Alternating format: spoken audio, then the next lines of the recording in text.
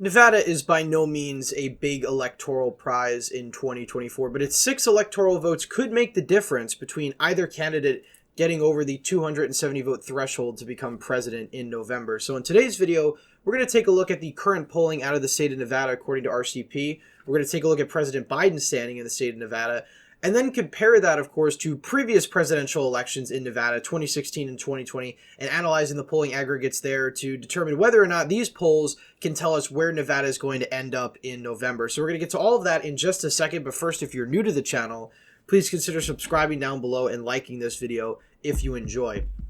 So obviously the big question in 2024 as far as Nevada is concerned is, with Trump polling this well, is this going to be the year that Nevada finally flips Republican on the federal level? Nevada hasn't voted for a Republican nominee for president since George Bush in 2004. It's been 20 years since Nevada has voted for a Republican for president. So going into 2024, so far Trump's polling seems to be pretty encouraging. Currently he's up by 4.8 in the RCP average. Nevada polls tend to have a bit of a Republican bias. Normally Republicans are polling a lot better than their actual results. But considering the fact that Donald Trump is up by nearly 5 points, and that normally that's typically outside the polling margin of error, I'd say at this point in time, if the election were held today, Donald Trump would probably win the state of Nevada very narrowly. Now, comparing this to other swing states, Arizona is about +5 for Donald Trump. North Carolina is about the exact same margin, +4.8. So Nevada's on the redder side of these swing states, which is pretty surprising given the fact that back in the 2020 election, Nevada voted for Joe Biden by 2.4%. That's the largest margin of any of the swing states besides Michigan that RCP currently has listed. And there's basically 7 because they throw in Michigan as well. But out of Nevada, Arizona, Michigan, Wisconsin, Pennsylvania, North Carolina, and Georgia, Nevada was the second bluest out of this list, and yet Donald Trump is polling one of the best. So that kind of does tell you that there is something going on in Nevada. Also, when we take a look at Joe Biden's numbers there, they're pretty disastrous, and if current trends continue, I think this could be the year that Nevada flips red for the first time in 2 decades. Now, that doesn't mean Donald Trump's going to win the election, but flipping Nevada would sort of symbolize that realignment we've been seeing with, working class Hispanics and the Las Vegas area in general, because, back in 2008, Clark County was safe Democratic, and it was one of the reasons why Nevada ended up voting for Obama by a safe margin. Fast forward, of course, to the past 2 elections, Clark County has been getting continually more Republican, and that's partly because of the shift among Latino voters. It's also partly because a lot of the transplants that have been moving to the Las Vegas area are actually more conservative leaning, usually from California, and they've been voting more Republican, moving the state more in that direction. Joe Biden's numbers in Nevada, as I said earlier, are pretty disastrous. In fact, out of all the swing states, Joe Biden has the worst favorability rating in all of them in Nevada. Now, he's down by 29 points, approval to disapproval. 62% of Nevada voters disapprove of Joe Biden. Only 33% approve of him. That's disastrous when this is one of the crucial swing states that Biden doesn't need to win, but should win in order to cushion his margin of victory. The overall national average is 55% disapproving of Joe Biden, while 37% approve. Biden's numbers are worse in Nevada than they are in Pennsylvania, than they are in Georgia, than they are in even North Carolina. And those are states that voted for Donald Trump. So that goes to show you that despite the fact that Nevada went blue in 2020, it seems like more voters here than in other states are having a bit of buyer's remorse. And, again, if these numbers hold up, it's disastrous for Joe Biden. Now, if we take a look at the crosstabs here, among young voters, only 26% of young voters in Nevada approving of Joe Biden, 65% disapproving. That's disastrous when you need high turnout among young voters in order to actually win overall as a Democrat. Democrats have been counting on young voters for decades to win crucial elections in these close swing states. The fact that Joe Biden has the lowest approval rating here, which is a demographic that should be his best demographic, 18 to 34, is super alarming for him. We go down to the race tab. Latinos basically view Joe Biden almost as unfavorably as white voters, and that's also pretty alarming because Hispanic voters are part of the coalition that keeps Nevada as a blue state. So depressed turnout among young voters and Latinos is a prime recipe for Donald Trump winning the state in 2024. Now, if we take a look at the 2022 elections going back about, a year and a half ago, Nevada provided us with a very split verdict. Catherine Cortez Masto winning re-election very narrowly by less than a point, while Joe Lombardo beats incumbent Democratic Governor Steve Sisolak by about 1.5 points. And if we take a look at the margins here in Clark County, the most populous part of the state, Joe Lombardo's only losing Clark County by 6 points. Adam Laxalt lost it by 7. He ends up losing the state. Also, Washoe County, second most populous county in the state, actually trending more Democratic over the past few years. Catherine Cortez Masto wins here by 5. Steve Sisolak only wins here by 1.5. So Washoe County had the biggest swing between these two races. And, if we take a look at some of the down ballot elections, for instance, Lieutenant Governor, Washoe County actually went red in this result very narrowly. Clark County being only brought down to 3 percentage points. So you could see how just small margin shifts in these two counties drastically change the overall margin in the state.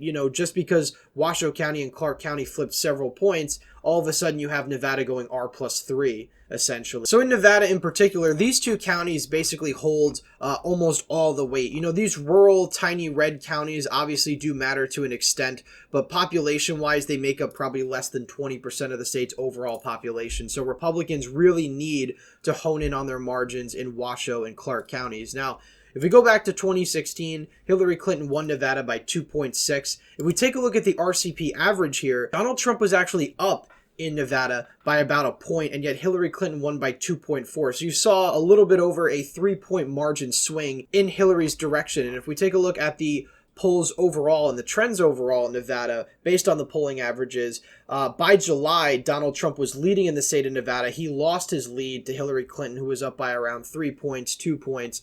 And then, of course, it switches back to Donald Trump and then stays all the way with Hillary until right at the end where Donald Trump captures the lead again. And I think part of the reason why Donald Trump had the lead in the first place was because of this Trump +6 poll. I think if you threw that poll out of the equation, Donald Trump would not have taken the lead at the beginning of November. Hillary Clinton probably would have stayed in the lead, and the polls would have been fairly accurate into predicting the result in 2016.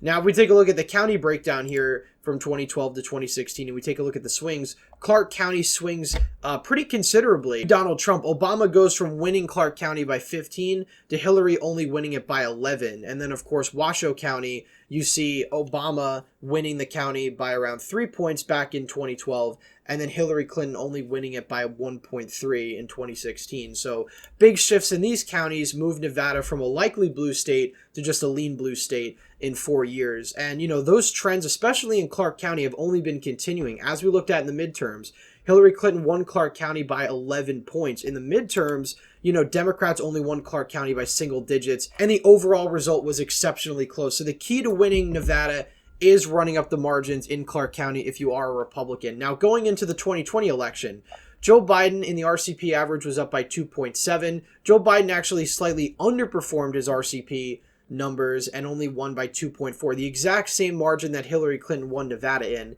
And this time around, Joe Biden was up in the lead the entire time, although his lead narrowed right at the end.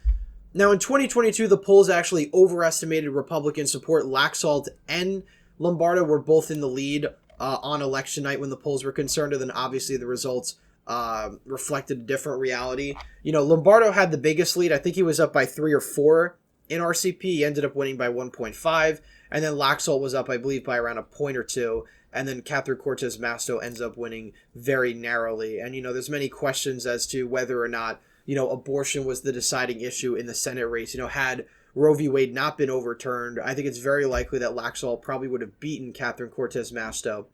You also saw some split ticket endorsements or lack of endorsement with the culinary union in Clark County. Tens of thousands of people, mostly Hispanic, endorsed Catherine Cortez Masto but refused to endorse Steve Sisolak.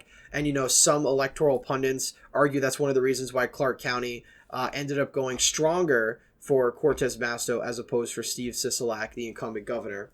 But, looking ahead at 2024, Nevada is going to be extremely crucial. Again, it's only 6 electoral votes, but if we go through the trends of Nevada overall, Nevada goes from being a red state in 2004, Bush winning it by 3 points. Fast forward to 2008, you see Obama winning the state by nearly 13 points, which is incredible. A massive swing of 15 points in his direction in just 4 years.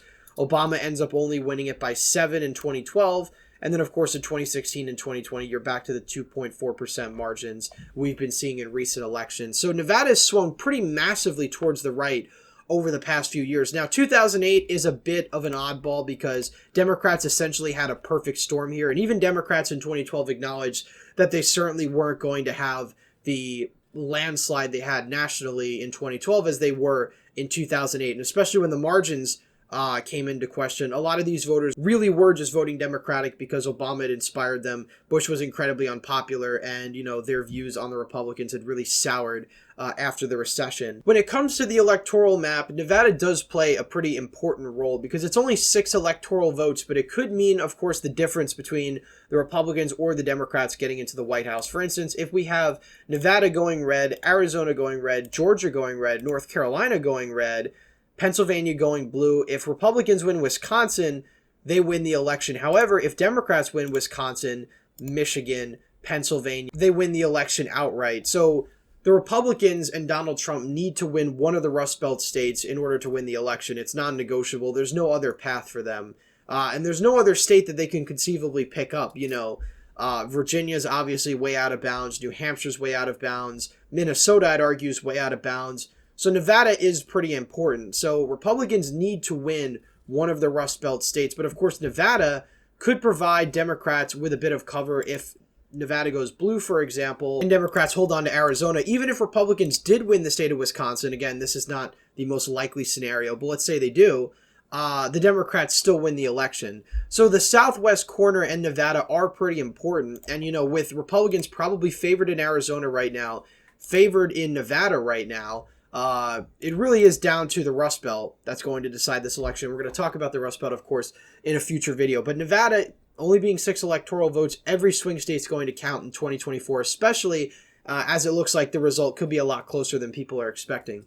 Anyway, that's it for today's video. Please leave a thumbs up if you enjoyed, subscribe to the channel, hit the bell notification so you don't miss any more videos I put out. As always, again, thank you all for watching, and I hope to see you in the next one.